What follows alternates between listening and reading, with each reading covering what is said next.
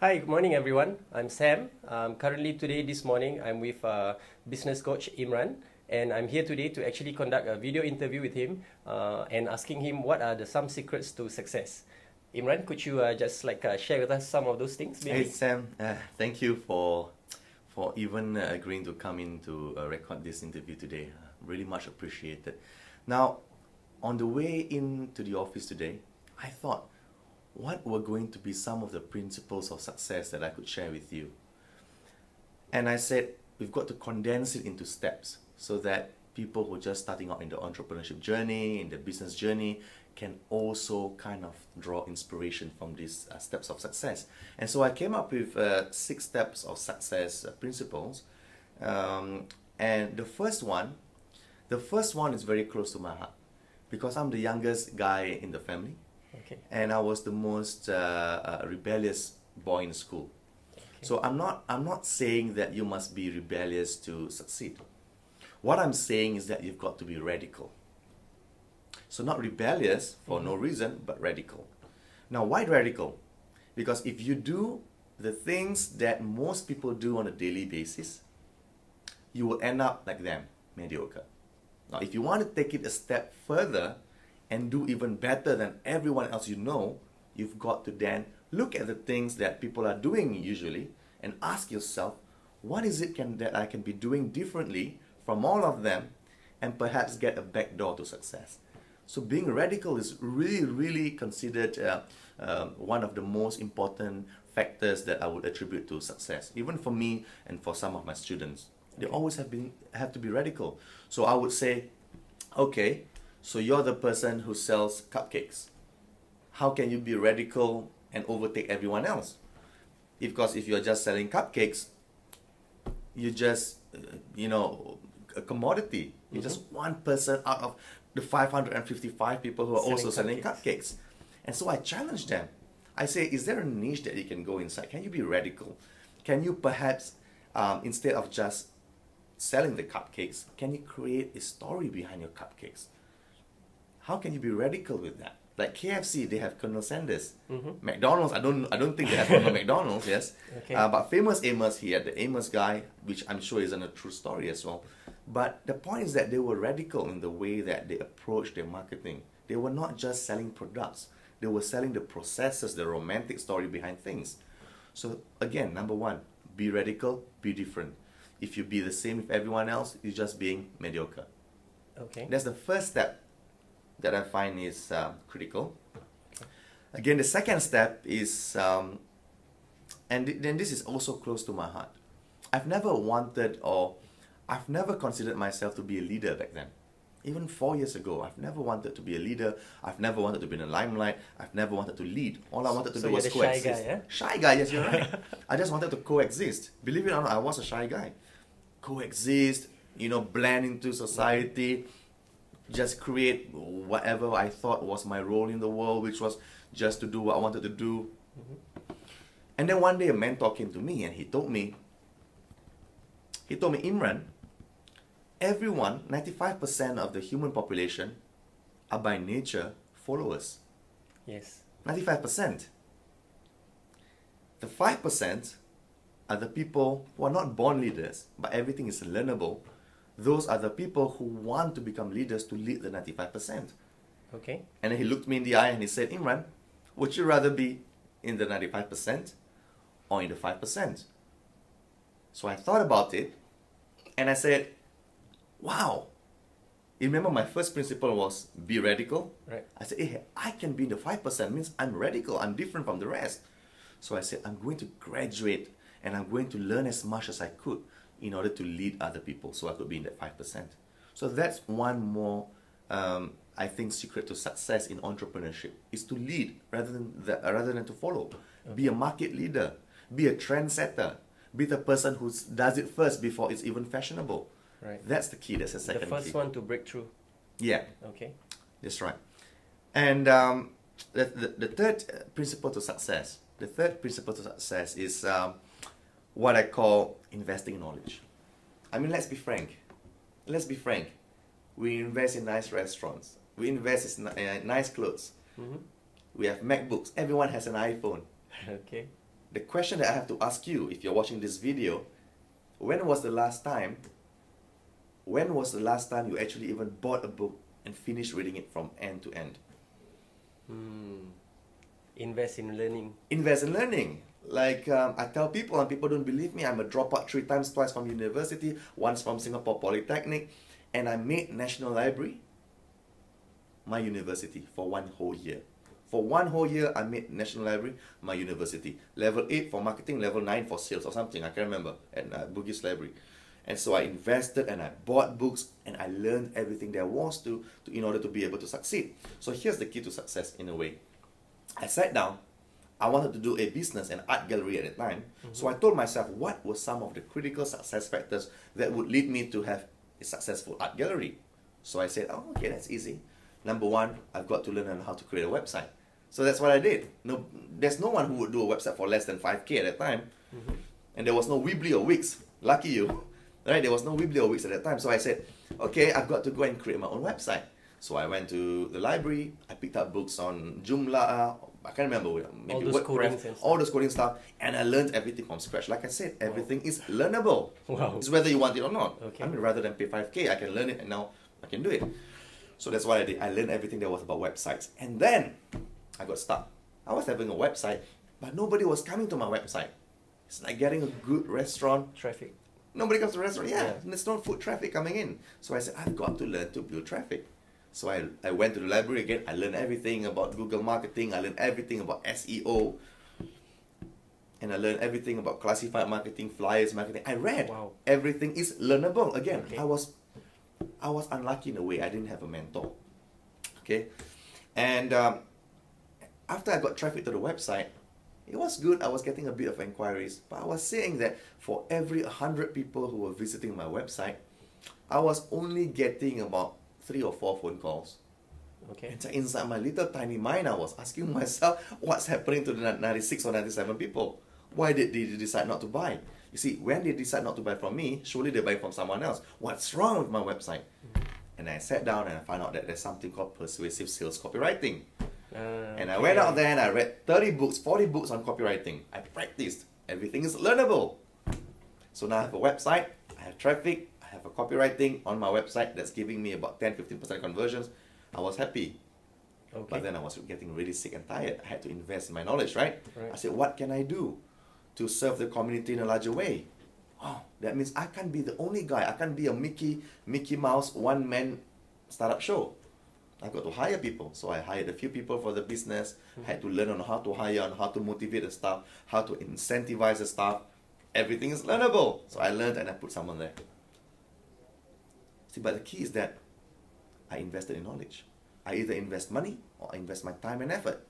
Okay. It doesn't matter. You just got to invest in knowledge. Every day is a learning process. You're right. Most people don't even invest in knowledge. They would buy all the funky things, the shiny, bright objects. They won't even invest in knowledge. Where are their books? How many books have they read? Now, it's funny. I can sit down in front of 99% of business owners. Let's say they're selling cakes. When I ask them, do you Google? Yes. What do you Google for? And they tell me, Imran, I Google how to make good cakes. Okay. And another person comes in selling clothes, Muslimah clothes. I ask them, what do you Google for? Oh, I Google for the latest trends and designs. Okay. And then I meet another person who says, what do you sell? Oh, I sell cameras. No, I sell wedding photography. I say, okay, great. So every day, what do you Google for? I Google for the best lighting angles and the best cameras to use.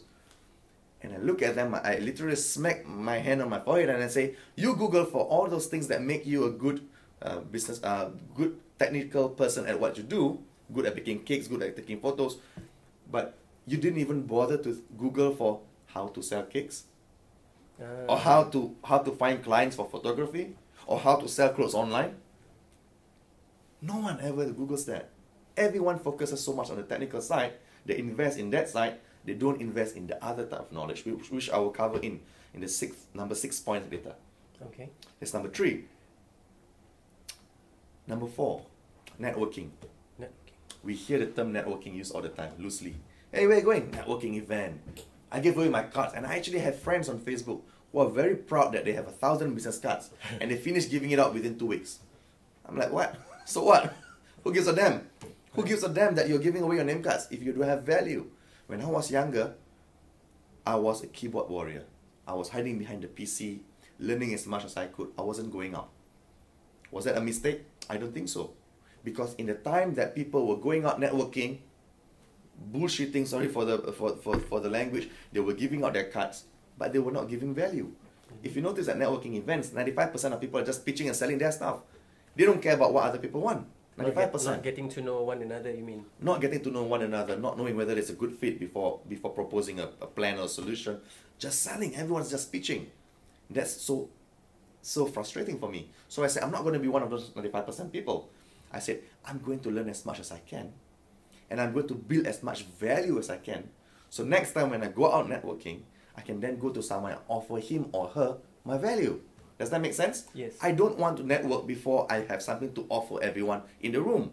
If I'm just going there as a seller, nobody's going to remember me. My reputation will be tarnished. Oh, he's just a seller. Okay. He's just selling, he's just pitching.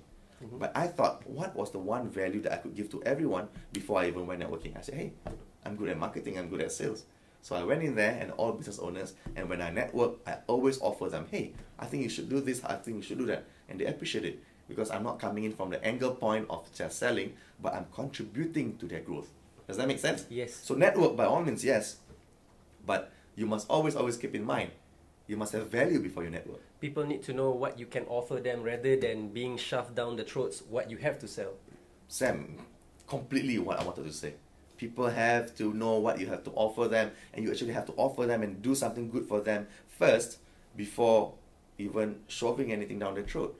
And you know, one of the guys, Chris Gillibu, I think, he said one of the ways to really network with people and really do good things is to really find people that you like, really find people that you aspire to be, right? So if you like that person, you've just got to, it's hard to reach out to someone who you know has achieved a certain standing in community or society. It's hard because they're busy. They're not arrogant, they're just busy.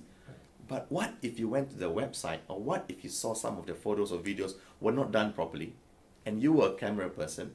You could just do it for them without their permission, email them and say, hey, I know you're a busy person, so I took it upon myself to make this a little bit better. What do you think? Can you imagine this guy opening up his Facebook PM or his email inbox and saying that you've done stuff for him even without asking? Wow. He'll be blown away. He'd be blown away. He'd be blown away. He'd be like, this guy has initiative. I love this guy. I love the way he's doing things.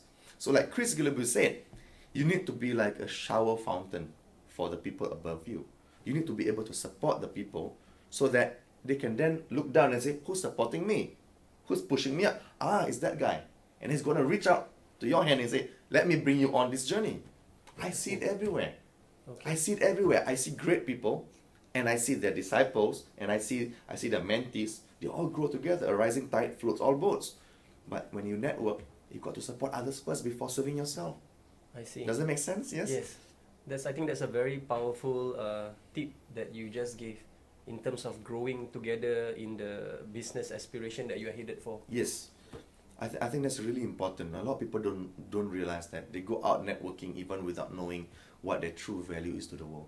Really sit down and ask themselves, what's my true value in the world? How can I contribute to a room full of people? How can I make people excited about what I can do for them? Then only go networking. Don't waste your time with your cards. Nobody's going to remember you. Your cards are going into the trash can. You know, they're going into the trash can. They go into the wallet first. It gets really thick. Then the wallet gets really thick. Then it hurts when you sit down, your bum hurts. They're going to throw it away. That's it. Okay. Okay? That's number 4. Know your value before you even start networking. And number 5, this is my favorite. My personal favorite. I go to schools, I go to events, I go to associations, and business owners ask me, entrepreneur wannabes ask me, if there was only one advice that you could give in order to succeed in entrepreneurship, what is it? I said, simple. Master your M and your S. What? MNS. MNS. What's MNS? Marketing and sales. Marketing and sales. It's very simple. Now, if you take a look at this, if you consider marketing to be your right hand and left leg, and sales to be your left hand and your right leg, I want you to imagine if you only had marketing. You try to climb a ladder with your left leg and right hand. You won't go up. But now if you have marketing, sales, marketing, sales, marketing, sales, you gradually go up further and further in your industry. Does that make sense? Yes. Marketing is the art of attracting the audience. Sales is the art of closing them once the audience is in front of you. Does that make sense? Yes. You need both. I know a lot of people who are great marketers. They're great at pulling people in. When the crunch time comes to make the sale, they clam up, they're shy to ask for the sale, they don't believe, they say, I feel bad, or they fumble during the sale. That's bad. Some people are really master salesmen. They could really sell anything, but they have no bloody clue on how to get people to even know about them. Okay. So I think that if you're able to attract people to come to you, or come to your website, or come to your shop, whatever, and you're able to put in sales staff who are able to close the sale, you've got a beautiful combination there. Marketing and sales. So it complements one another. It complements one another. It completes one another. In fact, all of my 6 businesses, and I'm setting up 2 more this year, which I will announce shortly on Facebook. Okay. I'm very excited. All of these businesses have nothing to do with each other. The only common factor is that I use marketing and sales to grow them. That's it. Impressive. That's it. You know, it sounds impressive because it sounds like it's rocket science. But in fact, if you actually sat down at the National Library with me, then you would understand it's not that impressive. Everything that you want to learn, everything that you want to do, you can just go out there, go to the library, get some books, do some notes, and imagine if you only invested 1 hour a day on knowledge. At the end of the year, you would be 365 hours ahead of your friends. I read somewhere, Imran, that some of the habits of successful people is actually they start the day, beginning the day with at least minimum 3 hours of reading. Wow. 3 hours of reading would really make you a genius, I guess. But for most people, you know, it's like medicine. If the doctor's going to give you a medicine that's going to cure whatever disease you have, and if the medicine is hard to take, for example, take it 20 times a day, people are not going to follow that, right? So the medicine is not going to work because the medicine works only when you take it, right? Okay. So So 3 hours is great, but to start off, even half an hour is fantastic. Fantastic. Like you wake up in the morning and you can read something within these few categories. Number 1, it can be spiritual. You can read your Bible, you can read your Quran, you can read whatever you want to read, something spiritual. So that's good for Monday, perhaps. So that keeps you in touch with strengthening your ties with your God. The next day, you can read something inspirational, motivational. Read on books about biographies about Nelson Mandela, or about how people overcome their challenges in life. That's good because you also need the inspiration, right? agree. Yeah. On the third day, you could read something on business. Read on marketing and sales. Beef up on your marketing and sales. Okay. Right? On the fourth day, you could read... I'm not a fan of fiction. I'm not a fan of fiction. If I want fiction, I can watch movies, I can watch TV. Enough of that in my mind, you know. I'm not saying that fiction is the downfall of mankind, but usually, and this is a bit, how would I say it, a bit controversial. I'm on video, I'm going to say it anyway. When I look at someone's bookshelf and it's filled up with fiction,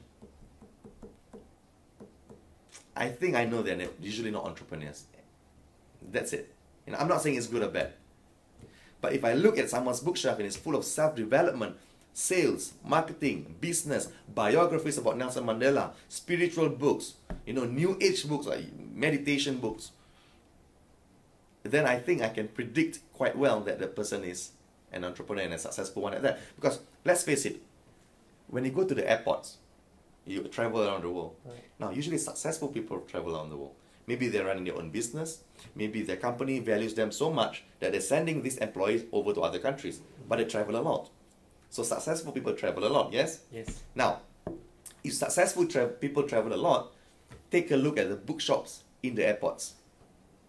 You will always find chunks of books in the bookshop. A huge proportion is actually devoted towards self-development and business, and biography, and spiritual new age stuff. Right. Now, I don't know which is the cause and which is the effect, which is the egg, which is the chicken. Do successful people read such books? Or do people who read such books become successful? It doesn't matter, just get started, right? Yes. Right? So airports are a good gauge of, you know, what successful people read. And you're right, just read a bit every day, because what you feed your mind, what you nourish your mind with in the morning. Now, we always nourish our body with juices, kale juice, wheatgrass, spirulina. We nourish our body with that. But our mind needs the nourishment. Because when we go out in the world, 90% of the world is going to be negative. What's going to be on the news? What's going to be in the newspapers? It's always about death, robbery, rape, corruption, graft, you know, things like that. Political stuff. Everything that pulls you down. Everything that pulls you down. So you've got to build up a barrier, your immunity barrier, early in the morning. Read such books, because such books places your mind in a zone that will carry you out throughout the next 24 hours. That's very important. So you're right. I think books. that's very, very important, Imran. Thank you Yeah, for that. yeah. And this is the one that I actually got a lot of flack. A lot of people PM me and they tell me, why are you giving away so many things for free?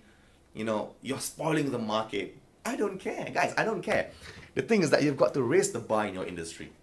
The most powerful word in the new economy is free. We react to free stuff. In fact, in the past, it was very rare to get things for free. Today, marketers are getting smart.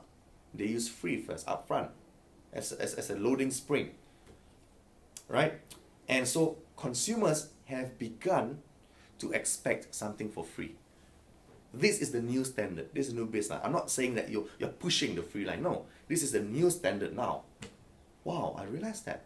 People are actually looking for what you can give them. They're looking for what you can give. Because here's the thing, there's so many people offering what you're offering. If you're selling camera services, everyone does that. You know, if you're selling cupcakes, everyone does that. If you're selling coaching, everyone does that. If you're selling, essential oils, everybody does that. So people are looking for something to be able to know what you're doing, and they want to be able to witness firsthand what you're doing. So you want to imagine 10 people selling the same things, and one of them gives away something for free, just to get people to witness and experience firsthand how wonderful the product or service is. Who's going to stand out? The one that's actually giving. The ones who's actually giving. So I sat down and I said I was going to devote my life to just giving out for free. And some people question me, say, Imran, ada udang sebelah batu. Is there something behind the scenes going on? Is there something that you want after giving for free? I said, well, let's see it this way. There's always two segments of the market. There will always be the segment of the market who can't afford you, or who won't be willing to pay for what you have, or don't see the value in what you have. It's fine. It's the lower tier. You give them things for free. They consume your free ebooks, your free reports, your free videos like this. They consume free articles or blog posts. That's okay. They still learn. We still get what we call pahala, right? Yes. Yeah? They still learn. They still grow. They still recommend other people to you. That's the free tier. But then there will be people who want to take it to the next step and say, hey, I want to work with you personally. Hey, I want to buy your products and services. Hey, I want to engage you as my wedding consultant. Then some of these people will graduate to the next tier, the next level, and then they will continue buying some more stuff. So it's fine. When you give away things for free, some will buy, some won't. That's fine, but you're still serving. One is the currency, the other one is emotional currency. People ask me, so what if people don't buy from you, they come and meet you? I say, that's fine. Now, there's two types of currency. One is financial currency, money. The other one is what we call emotional currency. You feel good about yourself. Right. Have you ever given money to someone who you know needs it by the roadside? An auntie, a young man who's handicapped. And when you give him money, and I don't know about the rest of everyone else, but I'm sure you get goosebumps. You walk away, you feel good about yourself. You're like, I'm a good guy, you know. Yeah. You don't show it to people, you don't boast about it, but you give them some money. You give them $50 or $100, and then you walk away feeling good about yourself. Something inside grows. Something inside grows in you. You see, the part of your brain, the dopamine brain, releases these hormones. You feel good about yourself, which is good. That's emotional currency as well. Of course, you use real currency to buy emotional currency. But when you're dispensing advice, and people grow, and people thank you, you still get the emotional currency. And then they say, I want to engage you, you're great, because I've seen your free stuff, I know your paid stuff will be even more awesome. Now you get emotional currency and money currency. How wonderful is that? Mashallah. How wonderful is that? You lose nothing by giving things away. You don't. You really don't. So those are really just the 6-step principles. I wanted to make it less than 5 minutes, but I'm sure that 20 minutes now. I think even for this, although you may say it's just 6 steps, but I think it's already a big chunk of things that you have already shared with me, and I'm very thankful that you actually giving this rare opportunity for me to actually learn some of the secrets that you have just shared on the video right now. But it's really good what you did, because you forced me to sit down and really write down these things, because a lot of knowledge is all over the place. But when someone comes in and they say, I want to interview you, I say, oh damn, I've got to actually create a system out of this. I've got a 6-step system which I can post on Facebook right away. See, that's the beauty of giving away things for free. You grow, you never lose out. So let me just summarize the 6 steps again. Number 1 is you have to be radical, you have to be different. Secondly, you have to be a leader. Be the 5% of people that will lead. Third, you've got to invest in your knowledge. Invest time or money, whatever it can be, right? You don't have money, go to the library, invest in your time. If you have money, invest in workshops, seminars, go out there and learn. Number 4, you must know your value and give to the world before you even start networking. Number 5, you've got to master the M&S, the marketing and the sales. You know, like climbing a ladder, marketing, sales, marketing, sales. Number 6, you must have a giving attitude. You must have a giving attitude. Don't even care whether the money is coming in, because like I said, there's always 2 currency, emotional currency and financial currency. Well, Imran, I think that's a very comprehensive sharing, and I will take this opportunity to actually personally thank you for this rare opportunity. I love it. And I'm very certain that I will have a huge amount of takeaway arising from this. I'd like to thank you for this session, Imran. Thank you so much, Sam. And here's the thing. You've learned about all of this. Which one would you take action on? There's 6 steps. Take action on 1 at least. Start from education. With that, thank you so much again. Thank you, and thank you for viewing this video.